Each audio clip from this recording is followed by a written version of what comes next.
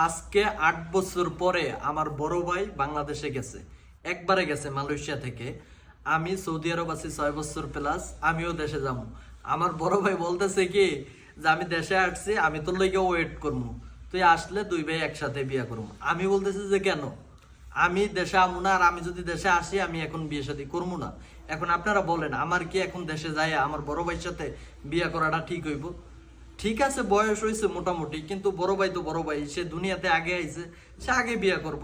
বড় ভাইয়ের বিয়েতে একটু আনন্দ ফুর্তি করবো। আসলে এতদিন পরে বড় ভাই দেশে গেছে, তার অনুভূতি কেমন এটা কিন্তু আমি জানি না, আমিও একবারও দেশে যাই নাই। আলহামদুলিল্লাহ, গেলে বলতে পারবো, অবশ্যই ভিডিওতে আপনারা দেখতে পারবেন যে দেশে গেলে দেশের অনুভূতি কি, এগুলো আমি ভিডিওর মাধ্যমে তুলে ধরবো ইনশাল্লাহ। আর 1 মাস পরে আমি দেশে যাইতেছি ইনশাল্লাহ, যদি সবকিছু ঠিকঠাক থাকে। আমি বিয়ে করতে চাই না এই কারণে যে আমি বর্তমানে অনেক শান্তিতে আছি। আমার মনে হইতেছে যে পৃথিবীতে কিছু সুখী মানুষের ভিতরে আমি একজন। কিন্তু বিয়েটা করলে জীবনে একটা কাল দিন আসবো, একটা ঝামেলা। আমার সাথে যারা আছে সবাই কিন্তু বিবাহিত, আমাদের কোম্পানির সবাই বিয়ে করে দেয়, কোনো না কোনো একটা ঝামেলার মধ্যেই আছে। মানে ফ্যামিলি একটা না একটা প্রবলেম দেখা দেয় বউর সাথে।